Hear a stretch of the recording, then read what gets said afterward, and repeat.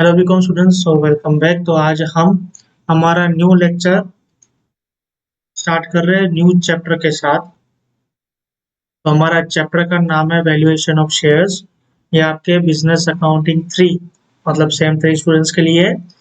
वहाँ पे आपका यूनिट 2 वैल्यूएशन ऑफ शेयर्स उसका चैप्टर स्टार्ट कर रहे हैं हम। तो ये हमारा लेक्चर नंबर 1 है। और मैं आपको थोड़ा सा इंट्रोडक्शन दे दूं तो वैल्यूएशन ऑफ शेयर्स मतलब क्या हो गया कि ये चैप्टर में हम हर एक कंपनी की मतलब जो भी सम दिया होगा उस कंपनी के शेयर्स की फेयर वैल्यू निकालेंगे। क्या निकालेंगे? फेयर वैल्यू मतलब एक्चुअल वैल्यू क्या है उसकी। अब देखो, दो तरह की वैल्यू पहले निकालनी पड़ेगी हमें। एक होता है इंटरेस्टिंग वैल्यू और दूसरा होता है मार्केट वैल्यू। इंटरेस्टिंग वैल्यू आपके डिपेंड करती है नेट एसेट पे। तो अगर मैं बात करता हूँ नेट एसेट की, ठीक है, बात करता हूँ नेट एसेट की, तो नेट एसेट तो आपके बुक्स ऑफ अकाउंट से मेरे को निकालनी पड़ेगी ना, क्योंकि नेट एसेट क्या हो गया, आपके एसेट माइनस लायबिलिटी। तो नेट एसेट आपकी आ जाती है। तो बुक में जो वैल्यू होती है वो अंडर वैल्यू भी होती है और ओवर वैल्यू भी होती है। तो अगर अंडर वैल्यू होगी तो भी शेयर्स की जो मैं वैल्यू निकालूंगा वो सही नहीं निकलेगी, मतलब वो फेयर वैल्यू में उसे नहीं कह सकता। अगर ओवर वैल्यू होगी तो भी मैं नहीं कह सकता। इसके लिए उसको क्या इंट्रिंसिक वैल्यू बोला जाता है कि ये आपके बुक्स के हिसाब से आपके शेयर्स की वैल्यू क्या होनी चाहिए वो बताता है। अब सेकंड हम निकालेंगे मार्केट वैल्यू ऑफ शेयर्स। तो मार्केट वैल्यू जब हम निकालेंगे तो वो डिपेंड करता है, देखो, मार्केट पे। आज जैसी मार्केट रहेगी वैसे वो शेयर के भाव होते हैं। जैसे हमने कोविड के टाइम देखा था कि मेडिसिन का बहुत रिक्वायरमेंट पड़ गया था। तो फार्मा शेयर्स थे, ठीक है, हॉस्पिटल के शेयर्स थे, वो काफी ऊपर जा रहे थे। और वहीं अगर मैं सिनेमा, जो पीवीआर सिनेमा की बात करूं, तो उसके शेयर्स काफी डाउन चले गए थे, 800 टू 900 चले गए थे। तो रीजन क्या था कि वहां पे मार्केट के डिमांड नहीं था उस टाइम, पीवीआर सामान सारे बंद थे, तो शेयर सबके सब नीचे जा रहे थे और बाकी जो फार्मा के शेयर्स थे वो ऊपर जा रहे थे। अब रीजन क्या था? रीजन ये था कि मार्केट में जो सिचुएशन थी उस हिसाब से मार्केट का मतलब शेयर का प्राइस क्या रहता है, वेरिएंस रहता है। क्लियर? तो डिपेंड करता है मार्केट प्राइस, मार्केट वैल्यू जो डिपेंड करती है मार्केट के ऊपर। क्लियर? तो ये दोनों का प्लस करके डिवाइड बाय 2 करेंगे तो हम उसे कहेंगे फेयर वैल्यू। हम उसे क्या कहेंगे? फेयर वैल्यू कहेंगे। और वो हमें निकालनी पड़ेगी। अब निकालने के तरीके हैं, कम से कम कोई कोई सब में 10 से 11 स्टेप तक हम पहुंच जाएंगे। कहीं कहीं हम 6-7 5-6 स्टेप में ही ये फेयर वैल्यू निकाल लेंगे। अब 10-11 स्टेप कहाँ पहुंचेंगे? जहाँ पे गुडविल की वैल्यू मुझे खुद निकालनी पड़ेगी। और मैं जो आज सम करने वाला हूँ, सम नंबर 4, उसमें 11 से 12 स्टेप जाएंगे, 10 तो पक्का। क्लियर? तो यहाँ पे ये जो सम नंबर 4 है उसमें क्या रहेगा, गुडविल मुझे खुद निकालनी पड़ेगी। तो बस यही रीजन की वजह से क्या रहेगा कि मेरे स्टेप इंक्रीज हो जाएंगे। बाकी मेथड जो रहेगी, कोई भी सम उठा लेना, यही रहने वाली है। क्लियर? स्टेप जो है यही रहने वाले। सिर्फ गुडविल अगर हमको क्वेश्चन में दे देते तो पहले के 5 स्टेप जो रहते वो निकल जाएंगे। अब गुडविल मैंने आपको गुडविल वाले चैप्टर में अच्छे से सिखाया हुआ है कि गुडविल कैसे निकालते हैं। और पहले आप, मेरी एडवाइस तो ये रहेगी कि वो लेक्चर जरूर देख ले, वैल्यूएशन ऑफ गुडविल के सारे लेक्चर्स, तो आपको गुडविल निकालना आ जाए। तो चलिए विदाउट टाइम वेस्ट अब हम स्टार्ट करते हैं हमारा सम नंबर 4। तो जैसे वैल्यूएशन ऑफ गुडविल में आपको दिया जाता था, आपको इस तरह से बैलेंस शीट दी जाती थी, वो यहाँ पे भी बैलेंस शीट दी जाएगी। इसमें शेयर क्या, holder funds, current liabilities, asset, ये सारी चीजें दे देंगे। उसके बाद एडिशनल इंफॉर्मेशन भी दे देंगे। जो भी जैसा वैल्यूएशन होगा 90% चैप्टर उसके ऊपर ही है। क्लियर? मतलब 90% उसके जैसा ही है। तो बिल्डिंग और मशीनरी की वैल्यूएशन इन्होंने बता दी है डायरेक्टली। और all investment are to be valued at 60% above cost. तो ये जब मैं कैपिटल एम्प्लॉयड कराऊंगा तब मैं ये पॉइंट समझाऊंगा। डेप्रिसिएशन, ये मोस्ट इंपोर्टेंट पॉइंट है। देखो, depreciation on appreciated value of building and machinery is not to be considered for valuation of goodwill. तो यहाँ पे देखो, यहाँ पे इन्होंने दिया है गुडविल का कोई डेप्रिसिएशन दिया ही नहीं। तो ये पॉइंट का कोई रिलेवेंस रहता नहीं है, क्योंकि हमें वैसे भी बिल्डिंग और मशीनरी की मार्केट वैल्यू इन्होंने दे दी गई है, कोई मुझे निकालनी नहीं पड़ रही, तो मैं यही वैल्यू को मान लूंगा मार्केट वैल्यू। और ये पॉइंट में अगर डेप्रिसिएशन दिया गया होता तो मैं इसको काउंट करता। उसके बाद फोर्थ पॉइंट आपका प्रॉफिट का दिया है, तो जब हम एवरेज प्रॉफिट निकालेंगे तब उसको अच्छे से करेंगे। एंड सेम फिफ्थ पॉइंट जो भी आपको दिया है, और sixth point, sorry fifth point तो आपका एक्सपेक्टेड प्रॉफिट निकालेगा, जो कि 20% ऑफ कैपिटल एम्प्लॉयड है। एंड सिक्स्थ पॉइंट जो आपका दिया है वो प्रॉफिट के रिलेटेड है, तो वो हम जब प्रॉफिट निकालेंगे तब करेंगे। सेवंथ पॉइंट आपको बोलिए गुडविल 3 इयर्स के परचेज पे निकालिए, कितने 3 इयर्स परचेज पे निकालिए, और ऊपर जो प्रॉफिट दिया है लास्ट 4 इयर्स ये रहा, इसके बेसिस पे। और लास्ट 8th पॉइंट आपको दिए, find out the fair value of equity shares. तो सबसे पहले मुझे अगर फेयर वैल्यू निकालनी होती है तो काफी स्टेप्स रहते हैं। सबसे पहले मुझे निकालना पड़ेगा नेट एसेट, नेट एसेट के बाद मुझे निकालनी पड़ेगी इंटरेस्टिंग वैल्यू, इंटरेस्टिंग वैल्यू के बाद निकालना पड़ेगा rate of dividend, rate of dividend के बाद बेसिस पे निकलेगा मार्केट वैल्यू ऑफ शेयर, और मार्केट वैल्यू और इंटरेस्टिंग वैल्यू को प्लस जब दोनों निकल आएगी तब मैं निकालूंगा फेयर वैल्यू। अब ये सारी चीजें जब सबसे पहला स्टेप आता है ना नेट एसेट का, तो नेट एसेट में हमेशा गुडविल ऐड करनी पड़ती है। अब गुडविल कौन सी ऐड करते हैं, जो यहाँ पे बुक्स में दे देंगे वो, या मुझे निकालनी पड़ेगी न्यू। तो देखो यहाँ पे तो उन्होंने गुडविल नहीं दी है, लेकिन अगर यहाँ पे एडजस्टमेंट में दी होती तो उसको मैं न्यू गुडविल बोलता और वो मैं ले लेता नेट एसेट में डाल देता। लेकिन मुझे यहाँ गुडविल नहीं दी गई है एडजस्टमेंट में, तो मुझे गुडविल को निकालना पड़ेगा। अब गुडविल को कैसे निकालते हैं, वो हमने फर्स्ट चैप्टर में वैल्यूएशन ऑफ गुडविल में अच्छे से सीखा था। सेम टू सेम अब यहाँ पे भी हम वही स्टेप फॉलो करके वैल्यूएशन ऑफ गुडविल करेंगे। तो सबसे पहले हम क्या निकालते हैं, हम निकालते हैं कैपिटल एम्प्लॉयड। तो कैपिटल एम्प्लॉयड का फॉर्मूला क्या रहेगा आपका, total asset minus total liability. तो यहाँ पे हम सबसे पहले एसेट से शुरुआत करें, तो बिल्डिंग और मशीनरी की हमको वैल्यू दे दी गई है, तो हम डायरेक्टली लिख लेते हैं। बिल्डिंग यहाँ पे आपको दिया गया है 6 लाख, और दूसरा आपको मशीनरी दे दी गई है वो है 5,20,000। अब ये दोनों चीजों के बाद कोई भी मेरी एडजस्टमेंट एसेट या लायबिलिटी से बिलोंग नहीं करती है, तो मैं डायरेक्ट ही ऊपर बैलेंस शीट में आ जाता हूँ, और जितने भी बैलेंसेस है वो कैरी फॉरवर्ड कर लेता हूँ, जो जो भी एसेट में मुझे गुडविल को काउंट करने के लिए चाहिए। तो लैंड एंड बिल्डिंग हो चुका हमारा। तो फर्नीचर 25,000 वो मैं लिख देता हूँ।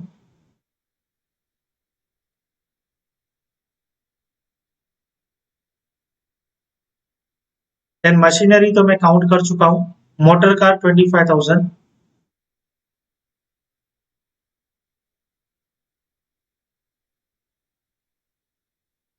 क्लियर। अब यहाँ पे लिखा है 20% इन्वेस्टमेंट 50,000। देखो ये 20% क्या है, अब 20% क्या होता है, आपने देखा होगा प्रेफरेंस शेयर्स होते हैं, उसके आगे परसेंटेज लिखा हुआ होता है, 10%, 12%। तो ये क्यों लिखा हुआ होता है, क्योंकि प्रेफरेंस शेयर्स, डिवेंचर्स और ये जो इन्वेस्टमेंट है, अगर इनके आगे परसेंटेज आ जाता है ना, तो फिर इन पे हमको इतने परसेंट का, जो यहाँ पे इनका परसेंटेज दिया है, उतना हमको फिक्स्ड इंटरेस्ट मिलेगा। या इन्वेस्टमेंट होगी तो या डिविडेंड हम कहेंगे, डिपेंड करेगा। प्रेफरेंस शेयर है तो हमें इंटरेस्ट मिलेगा, ओके, डिविडेंड मिलेगा हमको। और इन्वेस्टमेंट है तो भी हमको डिविडेंड मिलेगा। तो डिविडेंड कितना मिलेगा, वो ये जो परसेंटेज दिया है ना, इतना फिक्स्ड मिलेगा। क्लियर। तो ये यहाँ पे दिया है इन्होंने 20% इन्वेस्टमेंट, मुझे गुडविल निकालनी है। तो गुडविल में आपको पता होगा कि इन्वेस्टमेंट होते हैं वो हम ट्रेडिंग वाले लेते हैं, जो बिजनेस के यूज में होते हैं। तो यहाँ पे ये जो 20% इन्वेस्टमेंट है, ये तो मुझे नहीं लगता, क्योंकि इन्होंने क्लासीफाई नहीं किया है अगर प्रोविडेंट फंड लिखा होता या सब्सिडरी लिखा होता तो मैं समझ जाता कि हाँ ये बिजनेस के लिए, लेकिन उन्होंने क्लासीफाई नहीं किया। तो क्लासीफाई नहीं करेंगे तो हम क्या मान लेंगे, इसको नॉन ट्रेडिंग इन्वेस्टमेंट मान लेंगे। तो मुझे इसको काउंट नहीं करना, मतलब ये पॉइंट मेरी वैल्यूएशन ऑफ गुडविल के लिए कोई काम की नहीं रही। लेकिन इंट्रिंसिक वैल्यू जब मैं निकालूंगा तब उसका नेट एसेट आता है, पता है कैलकुलेशन, वहां पे ये बहुत काम का आएगा। फिलहाल मुझे गुडविल के कैलकुलेशन के लिए मुझे ये इन्वेस्टमेंट नहीं लेनी। एडवर्टाइजमेंट सस्पेंस अकाउंट ना तो मुझे यहाँ पे काम आएगा गुडविल में, ना मुझे इंटरेस्टिंग वैल्यू में काम आएगा, ये किसी काम का नहीं होता। उसके बाद स्टॉक ले लेते हैं 7,25,000।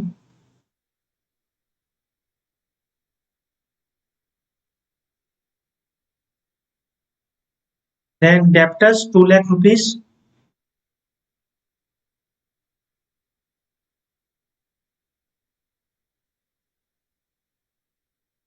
और लास्ट आपका बैंक बैलेंस दिया है 1,05,000।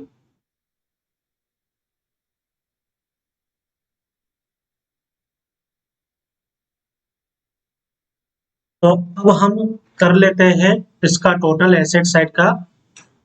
तो 6 lakh plus 5,20,000 plus 25,000 plus 25,000 plus 7,25,000 plus 2 lakh and plus 1,05,000। तो टोटल हमारी एसेट कितनी आती है, 22 लाख रुपीज की। अब इसमें से मैं लेस कर देता हूँ लाइबिलिटीज। तो लाइबिलिटीज में अगर देखोगे आप तो मुझे लाइबिलिटीज साइड सिर्फ एक ही चीज दिख रही है, वो है क्रेडिटर्स। बाकी जनरल रिजर्व और प्रॉफिट एंड लॉस ये सब हम नहीं लेते गुडविल को काउंट करने के लिए। तो मैं क्रेडिटर्स लिख देता हूँ। क्रेडिटर्स की वैल्यू हो जाती है 5 लाख रुपीज। तो मेरा वैल्यू बचता है अभी 17 लाख। अब इसमें से मैं प्रेफरेंस शेयर माइनस करता हूँ, लेकिन सब में कहीं पे भी प्रेफरेंस शेयर नहीं दिए गए हैं, तो this will be my capital employ. Clear, ये मेरा क्या हो जाता है, ये मेरा हो जाता है कैपिटल एम्प्लॉय।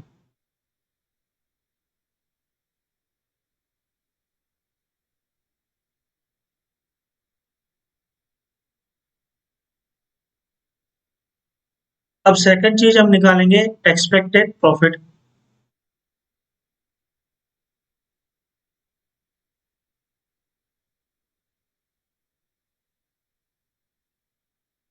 अब इसका फॉर्मूला क्या रहता है आपका, capital employed multiply rate of return. तो कैपिटल एम्प्लॉयड आपका आ जाता है 17 लाख रुपीज, मल्टीप्लाई कर दीजिए आपका रेट ऑफ रिटर्न कितना दिया है, 20%। तो 17 लाख का 20% करते हैं 3,40,000। ये आपका क्या आ गया,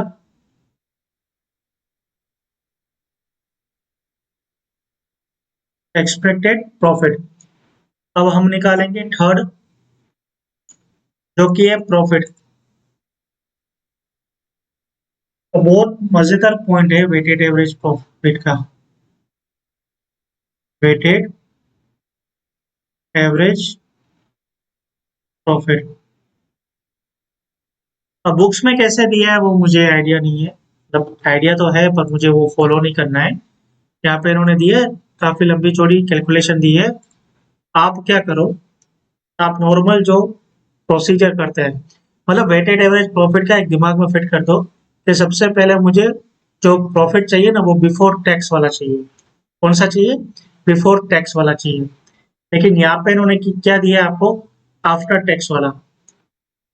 और दूसरा यहाँ पे आपको सिक्स्थ पॉइंट दी है, देखो सिक्स्थ पॉइंट में क्या कह रहा है कि मशीनरी जो 20,000 की थी वो हमने सेल कर दी और हमने गलती से उसको प्रॉफिट एंड लॉस अकाउंट में क्रेडिट कर दिया। अब क्या होता है कि अगर आप एसेट को सेल करते हो तो एसेट जब हम परचेस करते हैं तो एसेट को डेबिट करके और पार्टी को क्रेडिट करते हैं, या कैश में लिया तो कैश को क्या करते हैं, क्रेडिट करते हैं। तो इसी तरह से जब एसेट को सेल करते हैं तो एसेट हो जाती है क्रेडिट और बैंक में पैसे आएंगे तो बैंक हो जाता है डेबिट। लेकिन एसेट को क्रेडिट करने के बजाय इन्होंने प्रॉफिट एंड लॉस अकाउंट को क्या कर दिया, क्रेडिट कर दिया। क्लियर? तो यहाँ पे क्या हो गया होगा, अगर मैंने प्रॉफिट एंड लॉस अकाउंट को क्रेडिट कर दूंगा तो मेरा तो प्रॉफिट जो होगा वो इंक्रीज हो जाएगा, क्योंकि मैंने इनकम ज्यादा दिखा दी ना। प्रॉफिट एंड लॉस में क्रेडिट दिखाते हैं मतलब इनकम को इंक्रीज करना। तो इनकम इंक्रीज हो गई होगी तो प्रॉफिट भी इंक्रीज हो गया होगा। तो यहाँ पे हो गया ये गलत चीज। और ये क्या बोल रहा है, this mistake has not been yet been rectified. Depreciation has been charged at 10% per annum at straight line per method. ये पॉइंट मैं समझाता हूँ और अच्छे से। सबसे पहले मैं निकालूंगा प्रॉफिट बिफोर टैक्स, और इस तरह की पॉइंट दी गई हो ना तो बना दो टेबल अच्छे से। टेबल में क्या बनाओगे, सीरियल नंबर, पर्टिकुलर, और यहाँ पे लिख दो आप ईयर। ईयर में आपके 2021 से 2024 तक, 2021, 2022, 2023 और 2024।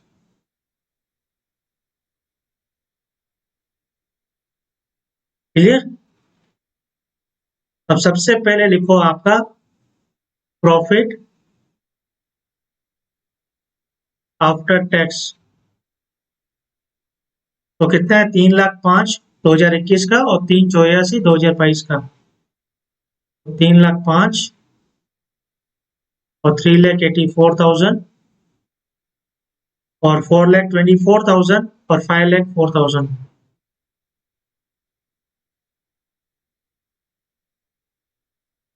ये मेरा प्रॉफिट आफ्टर टैक्स था। अब मुझे निकालना है प्रॉफिट बिफोर टैक्स।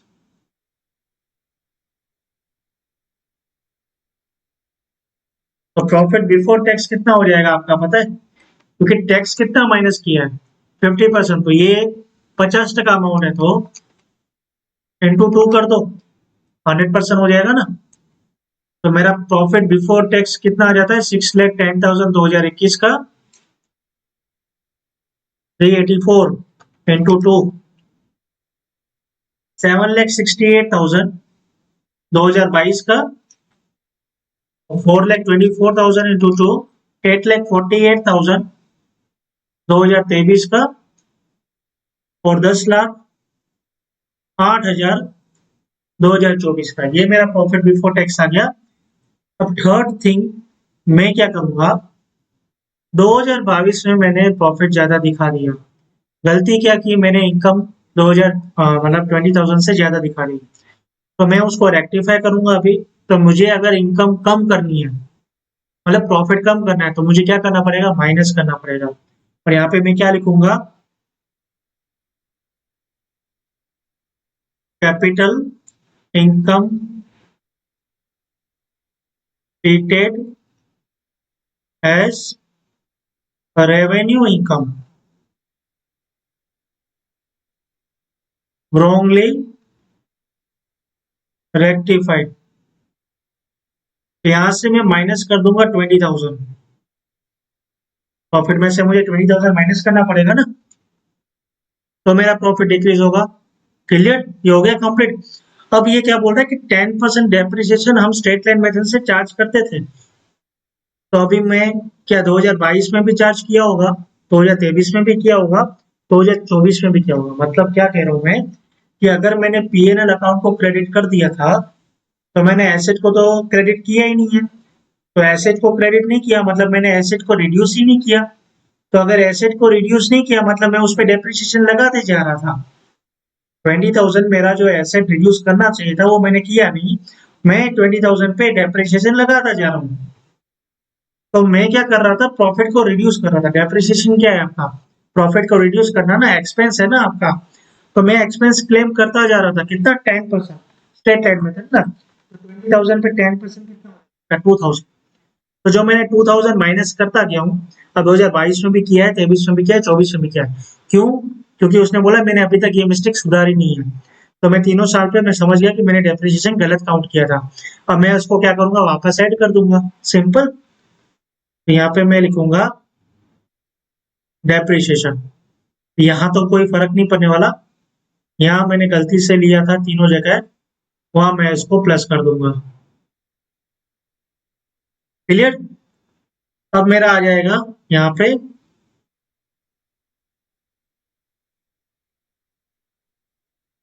अब मेरा यहाँ पे क्या आ जाएगा, प्रॉफिट वेटेड, वेटेड प्रॉफिट मत लिखिए यहाँ पे, सिर्फ प्रॉफिट लिखिए, प्रॉफिट बिफोर टैक्स। और पहले वाले का तो 610 था, वो 610 ही रहेगा। सेकंड वाले में 7,68,000 माइनस 20,000 प्लस 2,000, तो 7.5 लाख।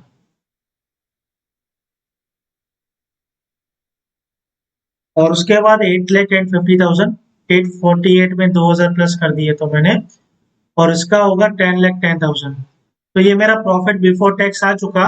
अब मैं करूंगा मेरी जो नॉर्मल कैलकुलेशन रहती है वही।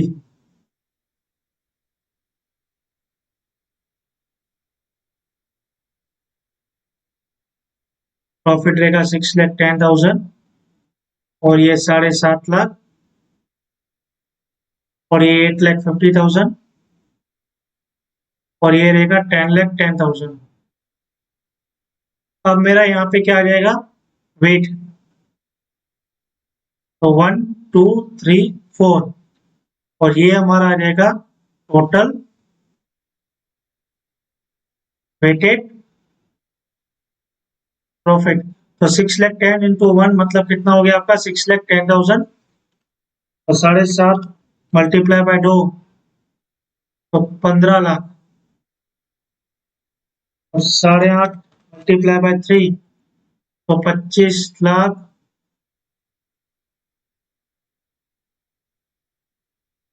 25,50,000, और 10,10,000 मल्टीप्लाई बाय 4, 40,40,000। अब इसका कर दो टोटल, तो 40 40 plus 25 50, 15, 87 lakh.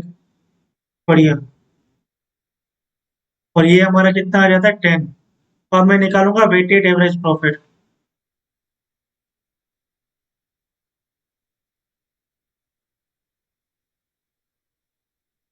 87 lakh divide by 10,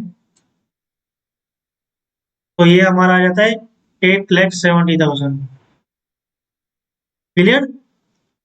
अब मैं क्या करूंगा, इसमें से लेस करूंगा नॉन ट्रेडिंग इन्वेस्टमेंट इंटरेस्ट, तो 50,000 का 20%, तो 10,000 हो गया हमारा। तो अब आया हमारा 8,60,000। अब इसमें से एक और चीज लेस करूंगा,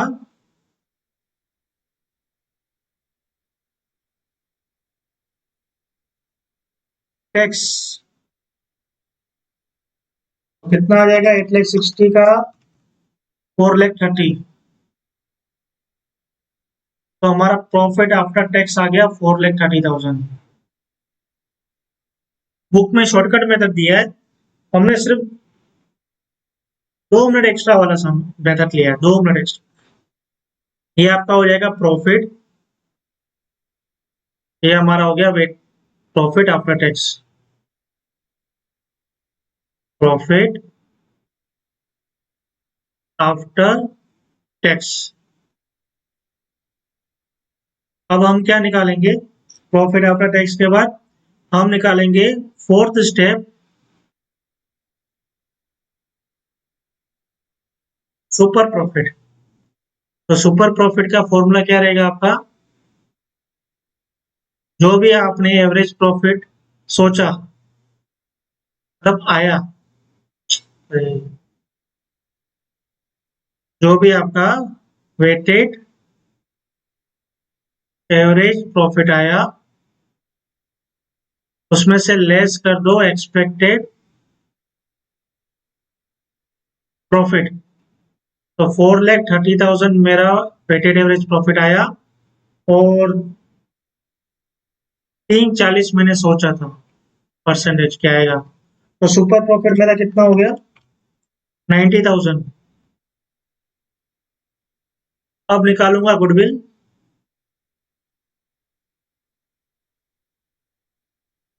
तो गुडविल मेरी हो जाती है super profit multiply number of years.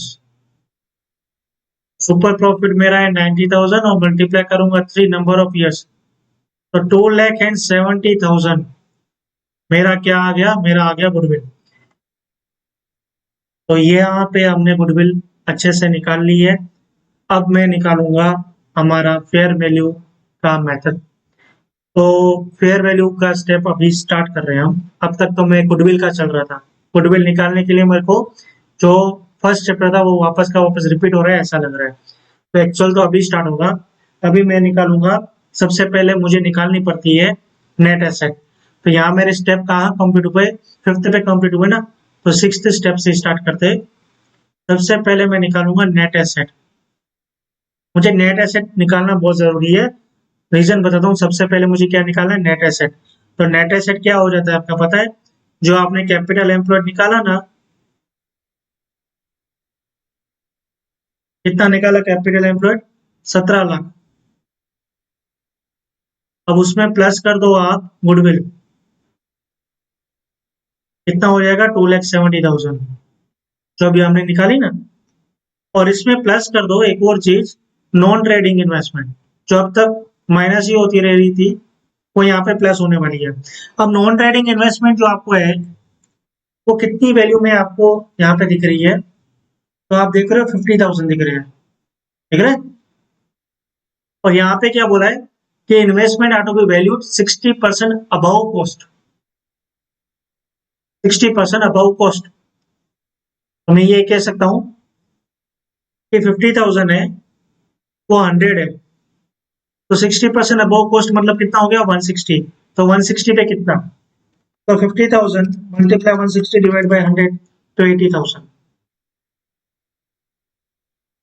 अब मेरा निकाल दो net asset 17 lakh plus 2,70,000 plus 80, तो कितना आ गया आपका 20,50,000 आपका आ गया नेट एसेट।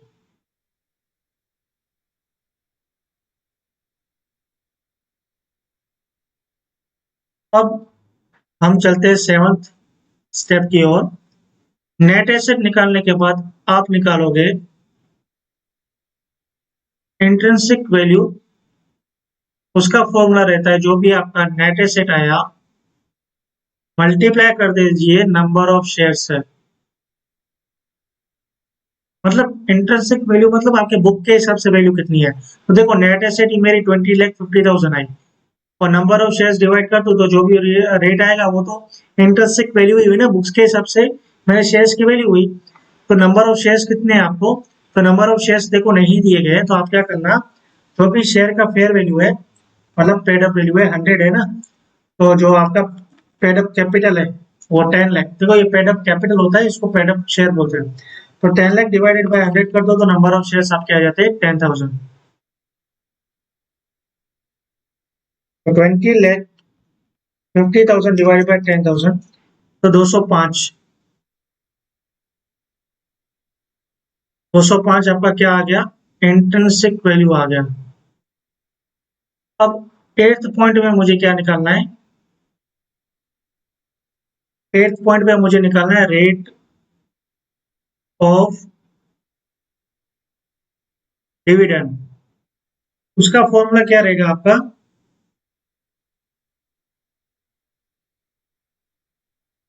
जो भी आपका एवरेज प्रॉफिट रहेगा उसको मल्टीप्लाई करना है, डिवाइड करना है आपको पेड अप शेयर कैपिटल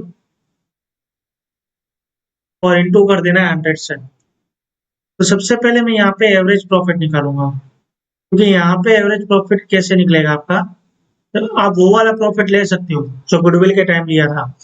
तो वहां पे कितना आया था 4,30,000। बस इसमें एक और चीज करनी पड़ेगी आपको। आपको जो नॉन ट्रेडिंग का इंटरेस्ट था ना, इंटरेस्ट ऑफ नॉन ट्रेडिंग, वो प्लस कर दो। लेकिन वहां पे कितना माइनस किया था आपने 10,000। तो यहाँ पे 10,000 प्लस मत कर देना, क्योंकि ये जो 4,30,000 है वो प्रॉफिट बिफोर टैक्स था कि आफ्टर टैक्स था? तो वो प्रॉफिट आफ्टर टैक्स था। तो ये 10,000 भी आपको यहाँ पे जो माइनस करना है ना, वहां पे भले आपने 10,000 किया लेकिन वो बिफोर टैक्स माइनस किया था। क्लियर? उसके बाद आपने टैक्स माइनस किया था। तो यहाँ पे मैं क्या करूंगा, 10,000 में से 50% टैक्स निकाल दो, तो 5,000 बचता है आपका। वो 5,000 आप प्लस कर दो, तो 4,35,000 आपका एवरेज प्रॉफिट आया। तो 4,35,000 डिवाइडेड बाय 10 लाख जो आपका पेड अप कैपिटल है, और मल्टीप्लाई 100 कर दो, तो 43.5% है वो आपका रेट ऑफ डिविडेंड है। क्लियर? अब मैं निकालूंगा 9th पॉइंट, जिसको कहेंगे मार्केट वैल्यू।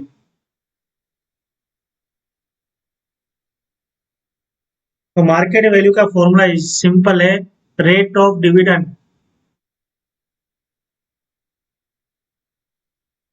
जो भी आपका रेट ऑफ डिविडेंड आया उसको डिवाइड कर दो एक्सपेक्टेड रेट ऑफ रिटर्न, और मल्टीप्लाई कर दो पेड अप शेयर वैल्यू। तो रेट ऑफ डिविडेंड आपका आया 43.5, और रेट ऑफ रिटर्न आपका कितना था 20, और शेयर का पेड अप वैल्यू कितना था 100। तो 43.5 डिवाइडेड बाय 20 इंटू 100 करेंगे तो 217.5, ये आपका मार्केट वैल्यू आया। अब 10th जो कि बहुत सिंपल है, फेयर वैल्यू।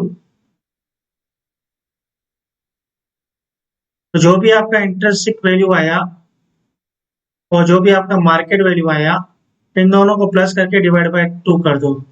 तो इंट्रिंसिक वैल्यू आपका 205 था और मार्केट वैल्यू 217.5 है, और उसको डिवाइड बाय 2 कर दो,